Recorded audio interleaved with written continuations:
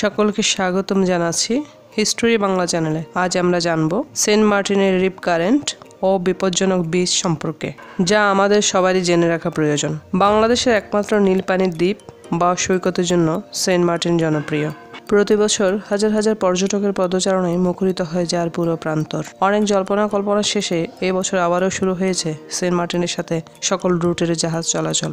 কেউ হয়তো প্রথমবার, কেউ হয়তো অসংখ্যবারের মতন আবারও ছুটবেন সেন্ট মার্টিনের পথে। কিন্তু কিছু কথা সেন্ট মার্টিন নিয়ে অন্তত প্রতি সিজনের শুরুতে না বললে হয়তো নয়। সেন্ট মার্টিন ভ্রমণ যাতে কারো কাছে বিষাদের বিষয়বস্তুতে পরিণত না হয়, তাই সেন্ট মার্টিন যাবার পূর্বেই কিছু বিষয় জেনে রাখা দরকার। মনে আছে কিছুদিন আগে ভাইরাল হওয়া নেটওয়ার্কের বাইরে নাটকের কথা, কিংবা বহু বছর আগে সেন্ট মার্টিনে আহসানুল্লাহ ইউনিভার্সিটির ছাত্রদের দুঃখজনক মৃত্যুর কথা?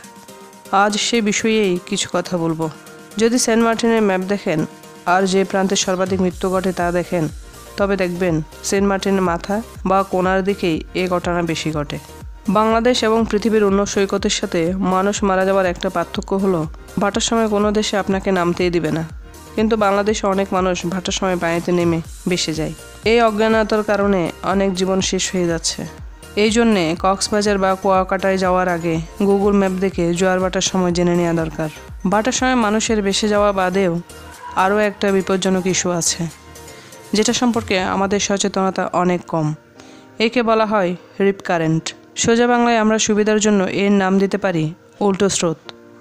সমুদ্র সৈকতে ৮০% মৃত্যু এই রিপ কারেন্ট বা উল্টো স্রোতের জন্যই হয়।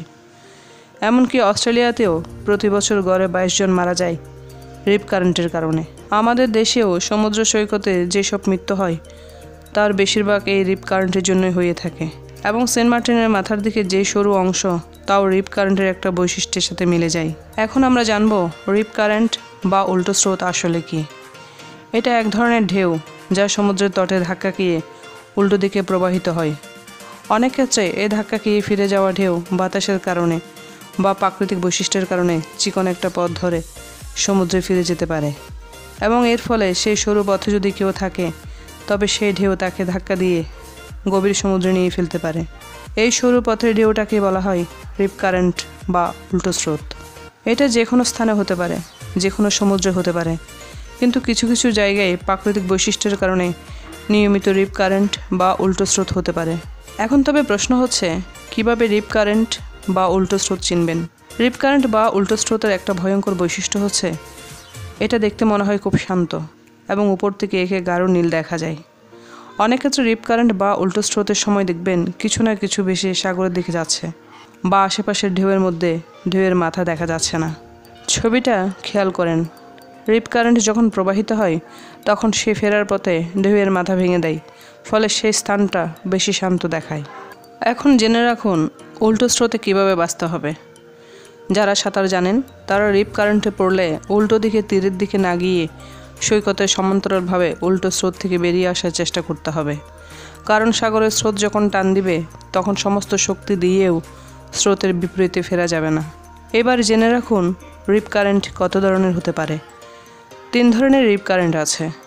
একটা ফিক্সড, আরেকটা হঠাৎ, আরেকটা টপোগ্রাফিক, যার মধ্যে অন্যতম হচ্ছে হেডল্যান্ডের কারণে রিপ কারেন্ট।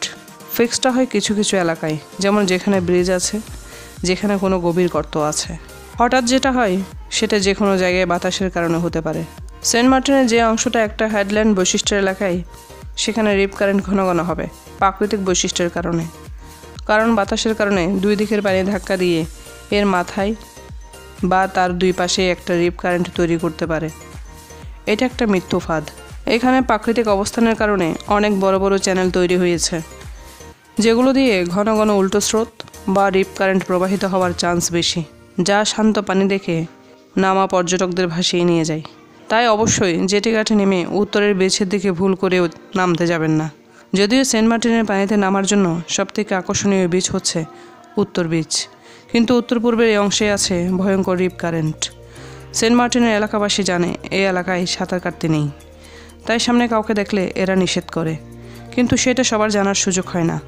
এইভাবেই সামান্য অসাবধানতার কারণে অনেক পর্যটক মারা যায়।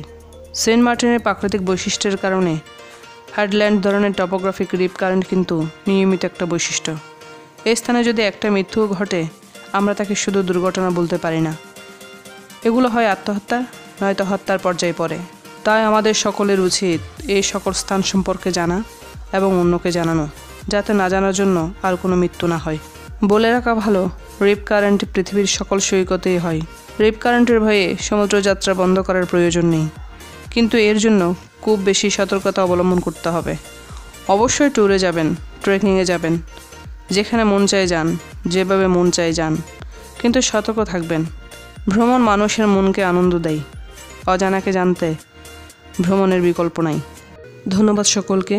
কথা হবে নতুন কোনো ভিডিও নিয়ে। ভালো থাকুন, হিস্টোরি বাংলার সাথেই থাকুন।